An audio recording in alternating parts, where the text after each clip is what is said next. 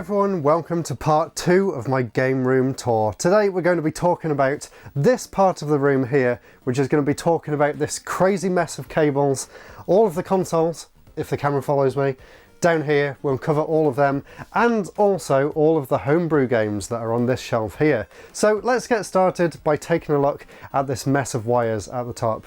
So this is what you can see in the background to a lot of my videos, and it's still kind of a work in progress and it is a little bit messy, and maybe I've explained this better in the past, but let's go through it and try and see what we can actually make out. So this is the OSSC, the open source scan converter, and this basically takes any RGB SCART signal, which is this one here that says OSSC in, right there, or it also takes component cables, which are these two here for the audio and these three here. The component cables come down this track here into this box, which is set up for the PSP, PS2 and the Wii, and you can press these buttons to switch between them. And as you can see, there is a lot of different coloured wires in there, and they all go down there into their various different systems. Come across here to the SCART blocks. Let's look at this next. So this is a SCART switcher, so you can see it's got the same switches across the top as that one over there did. These ones are all labelled as well, so that is for the PC Engine. This one here is for the Sega Saturn, that one's for the Mega Drive, that one's for the Mister, if I want to use the Mister on a CRT, that one's for the Mega Drive Model 2, and there's a few more hanging down here, like there's a PS2 one, there was a Dreamcast one somewhere, there's a Dreamcast one, and then they go into this block here. So this one has SCART splitter out, so that's the SCART splitter, that comes into there, and then this splits the signal two ways. One for the CRT, and the other one is the one that goes back up there into the OSSC. So as you can see, I've got the Sega Saturn running on both screens at once. Probably a bad time to show it because there was nothing on the screen there, but you can see, there you go, the signal's actually split, and that is using these two different cables here to split into the different screens. This here is what powers everything. So as you can see, I've got a set of different things here.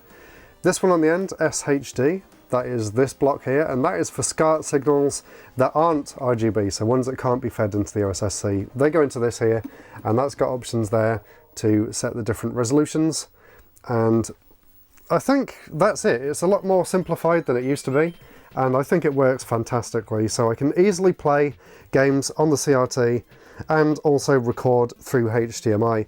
And the way the recording works is, I don't know whether you'll be able to see this, but I've got this here, which is a 6 input and 2 output HDMI block. And as you can see, I've numbered the ones across the top so I know what they're actually referring to, because now I've got HDMI cables for the N64 and for the GameCube. So if we turn these round, you can see behind there, they're actually now using HDMI cables, and the same with that one there. That is the RetroBreak, and that goes straight into HDMI into this block here. And basically one end goes into this screen and the other end comes all the way down here. This cable on the floor goes all the way under the desk into this mess, and I'll cover this in a future part of the room tour, but basically it goes up here into that block there. That's the one that goes all the way across the floor. That goes into there. That gets fed into another HDMI splitter with various numbers on them. You can see I've labelled all these as well. So split out is that one, and then that goes into two different capture cards. It goes into this one, the HD60S Plus, which is connected to the Mac, which is how I can record gameplay on the screen. And there's also a built-in capture card in this computer as well, but we'll save that for a future video. So let's come back over here and I can talk about some of the other stuff. So up here we have random bits and pieces. This one's full of different SD cards and various adapters, and these two are full of different types of memory sticks and memory cards and things like that. So, and a SCART block in there as well. So there's some GameCube memory cards, PS1 and 2, and a few VMUs, and there's a few Amiibos there as well. And then above here, I'm actually really happy with all these. So this Sonic thing, I got this from an expo, and I think it looks really nice. Like, look how bright and colourful it is. And then of course there's my RetroBreak poster, which is in the background, if my desk's standing up anyway. This Trackmania Sunrise poster, I got this at a convention. A fan actually gave it to me because they know how much of a big fan I am of Trackmania Sunrise, and I just absolutely love it. So that has Pride of Place up there right next to my logo, and then that from the special edition of Super Monkey Ball Banana Mania. And there's some other random bits and pieces up here that I didn't cover in the last episode, but we'll leave them for now. There's also some bits up here as well. There's my logo in a frame and a few box things, and I'll cover the rest of the boxes going across the top there in a future one of these videos where I cover some of the other shelves. So let's come back here and we can take a look at what else is on these displays. We have the Famicom, the family computer, Nintendo's first proper home console, complete with an eject button, which is really satisfying to use. And in there I have the original Super Mario. I love that cover art as well, it looks really nice. So that's there. Obviously there's no way of plugging that into anything special, so that's just got a regular AV output to go straight into this CRT here. And if anyone's wondering, it is a Pacific CRT. I don't exactly know the model or the make. Up here we have the Nintendo TV Game 6. Again, that can't really be plugged into anything else other than the CRT, so that's just sat there. And underneath that we have the 8-bit DOE arcade stick, which is really nice to use. And that's got really great wireless support. And also these lights here, they actually go all the way around here, and it makes a really nice background for when I'm doing my streams and stuff. And the screen can turn around. I've put it on one of those arms there so it's easy to get behind. And the sensor bar's there for the Wii as well. And here as well, this isn't plugged in, but this is the Legends flashback. This is what I use to play Tetris Plus 2. Basically, that's all I play on it. The PSP is there. It's a little bit dusty, but it's got the cables plugged in, so I can record from it if I wanted to. This is the remote I use for the OSSC, so obviously if I press that, there you can see the menus come up. So that's always out on display. That is a controller for the RetroBreak, which I'll get back to in a little bit. This here is pretty interesting. So if you unscrew this, this is a small rig clamp for a tripod. So I have these tripod adapters, and I have these basically attached to every camera. I've got one on the camera I'm using right now, and basically you can just line this up however you want, tighten the bolt, and then basically just use that to record. So when I'm sat here with the table, which at the minute is folded away, back here I've got a new folding table so I can put it away when it's not being used. I put the table there and then actually just extend this out and use that as the second camera angle. So if you saw my Sega Memories video, I had the other camera there and it was looking that way, and then I had my main camera, which is this one. Not that I use the Osmo Pocket for recording normally, but I'm using it for this tour anyway, so camera inception. But yeah, this tripod here has another one of those clamps on, so you can just press that and just replace it with whatever you want. And I'm going a little bit ahead of myself here, but there's another stand with another one of those clamps. And there's the other camera. This is the one that I use for the second camera angles. And there's a clamp on there as well, and I use that one as a webcam. And there's also a clamp on here, and I can pull this one round to do top-down shots, which is always really handy. And the rest of the time that one just stays tucked away. Anyway, let's get back over here. I got carried away again. So I've put some systems away since the last time I did one of these videos, but what we've got here, we've got the Sega Saturn, which is a modded Sega Saturn, and that light there means that it's currently running in 60 Hz, and as you can see, it just looks incredible. The picture quality out of the Saturn with SCART RGB just looks amazing, and the OSSC can obviously see it really well too, although obviously it's so much nicer playing it on a CRT. Underneath there we have my original PlayStation 1, which at the minute isn't plugged in. On this one here we have a Japanese N64, and I've been playing a bit of Tetris 64. That is the really weird version that uses that ear clip to change the size of the blocks. Underneath that we have the Panasonic 3DO, which is a system that I would like to get more games for in the future, and I can do a video on it. It is a really interesting system, so I do plan on getting back to that at some point, but I'm very happy to have it. Here, like we saw a little bit earlier, we have the GameCube, and inside there is Sonic Heroes, because I've been playing that again. Underneath that we have the PS2, which is also modded with a HDMI output, although I actually prefer using the component cables, because the PS1 games don't work with the HDMI out, so that's why it's like that, but that's all hooked up and ready to play. And if we come down here, here's my Dreamcast, also modded. As you can see, it's got really nice blue RGB lights in there, and it's also completely region free. Underneath there we have the original Nintendo Entertainment System and my PAL N64, so whenever I want to play PAL games I just unplug the Japanese one there and swap it for that one. And in this section here we have the Wii with some pretty horrendous stickers going on, and I think on the other side as well. Yeah, let's not look at that for much longer. We have the Mega Drive Model 2, which is the one that I'm currently using, because for some reason the modded Mega Drive Model 1 that I have seems to be having some weird issues with the output, the signal. And next to that we have the RetroBreak, which I just managed to fix actually, so let me show you how this works. So although the OSSC is plugged in, if I change that there to number 6, because that's what the RetroBreak's plugged into, then it should appear on this screen right here in a second. It is a little bit slow to respond, but there we go, it's finally working. I was having some issues with it, but I reset everything. And basically, if you don't know what the RetroBreak is, you can use all of your original games and actually save them to the internal memory on the system itself. So I've gone through and added pretty much all of the Famicom and Super Famicom games onto this, so if I ever want to play any, I can literally just load them up from here, which is amazing. And again, the same with the Super Famicom and the SNES. Basically got my entire collection backed up on here, which is fantastic, and it plays all of those different systems, so PC Engine, SNES, Famicom, Game Boy, Game Boy Advance, blah blah blah, and it's just a really cool system, and still, in my opinion, nothing has managed to beat it yet, even though there has been some more modern ones. Maybe the Polymega is better, but honestly I'm very happy with this, now that I've got it working again at least. And then on the bottom shelf here we have the PC Engine Duo R, which is of course the one that can play HuCards and CD games. There's Sorcerian in there, and Gunhead in there. Fantastic console, really love the PC Engine, and underneath there is the PS3, which is Gathering Dust. And then in this box here, this has all of my different handheld consoles, and there are a lot. I don't really know what to do with them.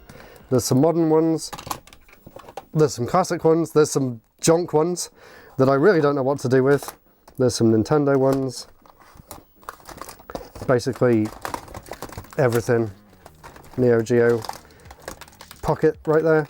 So if anyone's got any ideas of what I can do to better store my handhelds rather than just in these giant boxes, please let me know, because I'm running out of space for them. I don't know what to do. So they just live in there and pretty much just don't touch them. And in here is all the other consoles that wouldn't actually fit on the shelves. So we have the Master System, the Mega Drive Model 1, which is modded, and it has the Master System converter on there, but unfortunately there's something wrong with it at the moment, so I can't quite use it properly.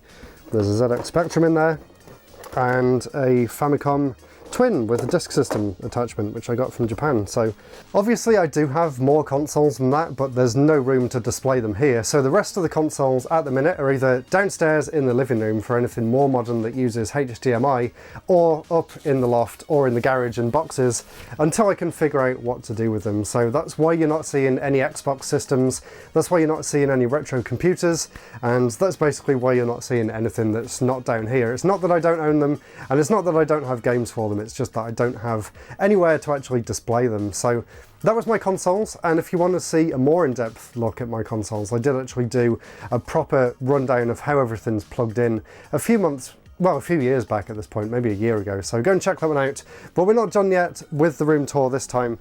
Let's come over here and we can take a look at the Homebrew games, which I'm sure a lot of you will be very interested in. So let's have a look, and these are all just Game Boy Homebrew games. So up here we have Asteroid Chasers by Yes Tuna Games, and then all of the different Green Boy games right there, if you can see through the glare. I wasn't really a huge fan of them, see my video on why. And there's another one here, the Shapeshifter 2. That was a pretty good one though. Dragonborn, one of the first homebrew games that actually did really well on my channel. And this is the original release that says Game Boy down the side as well.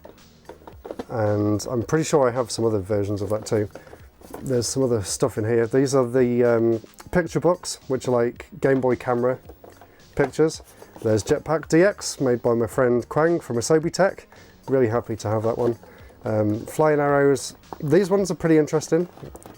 This was quite an old homebrew game for the GBA, so I'm very happy to finally own an official version of that, when Bite the Chili put it back up on their website. I jumped at the chance to get that as soon as it came out. There's some other random ones. Pineapple Kid actually smells like pineapple, so that's interesting for that reason alone. Dedius is a very popular one, or it was when it came out. I think a lot of people really enjoyed this game, so really happy to have that. And I still think Incubate do the best boxes for Game Boy Homebrew. And here we have Repugnant Bounty by Limited Run, a game that I played before the Limited Run version came out. There's another version of Dragonborn. This is the one that says Spacebot on the side instead of Game Boy, so a little bit of a newer version. Another copy of Dedius, for some reason I thought it was a special edition. A few other interesting ones. Pong Boy wasn't very good, and neither was SpaceX or Goggle Boy, so they're not all great, but it's really cool that I actually own them. And this here was actually given to me by my friend Kwang as well, just randomly as a gift, and I didn't know what he was giving me at first, but I really like it, so that's just sort of hanging up here. The original use for these clips was to hang up a green screen, but I never really got around to using that. Here we have the Tobu Tobu Girl different versions, one of the first homebrew games I ever played, along with Quest Arrest, which I know John Rue was very happy when he saw my video for that one. And Big to Small and Gelatinous are also ones made by John Rue as well, so really happy to have them. These ones were all sent over to me at various times. The Year After was a very interesting one, I enjoyed that. And coming down here, oh yeah, I have this light from Logitech as well. I don't know whether it's plugged in. Yeah, it is. So whenever I want some rainbow colours in the background, I can turn that on. But let's turn that off for now, if I can find out how. There we go. So on this shelf, we have a few more random ones. Tyrannosaurus Tex and Broken Circle are interesting because they're actually unreleased Game Boy Color and Game Boy Advance games that got proper official releases. So that's really cool. There's a few more there. And there's a cassette tape there as well for Tapeworm, which was one of the NES homebrew games that I showed off in the last episode. Another copy of Dedius, I don't know why I've got 3 of them. Indestructo Tank was fun, and Black Castle as well, that's one of my favourites. And this one was won by community releases, another version of Black Castle. So just cool to have 2 different versions of that. That was the Ferrante Crafts release. I quite like the cover of that one more than the other one, honestly, but one of the best games for sure, so I'm happy to own both. And Power as well, obviously a very important game in the homebrew releases, really great game. And another one of John Rue's releases, this was an unreleased game that got a release on the Game Boy Advance, and I did an interview with him about that, so if you're interested in seeing that, then check that out on the channel. Now we're going down to whatever wouldn't fit anywhere else, basically. We have these sort of cheaper releases, which are still pretty interesting. This one was made by someone for me, so this isn't really a proper release, but it's really cool that I have that, at least. A few other of the ones in DS cases there. And down here we have the GBA videos, which was interesting to get, as well as a bunch of random special edition stuff for Gelatinous by the looks of it. And this one behind here, this was a really good release. This one came on a cassette tape. This one's called Oni. This is like a Zelda style adventure game, and I really like the way they presented it using that packaging. And down here, I don't even know what's down here, we have some of the random ones. I don't even know where these came from or when I got them. There's some more tapes there. SpaceX soundtrack, apparently. And Custodian, a game I really didn't enjoy, and one right down there in the corner called The First Project. And then next to that we have the Quarter Arcades Pac-Man cabinet, which has been gathering a lot of dust for a long time. I haven't really used this or plugged it in since I got it, to be honest. And there are some more that wouldn't fit on the shelf, obviously, so there's all these here. Genesis is a great shoot 'em up for the system. Hime's Quest was a really cool Zelda-style adventure. There's some other ones. I did play all of these on stream, actually, so if you want to see my thoughts on any of the Game Boy Homebrew games there, then let me know.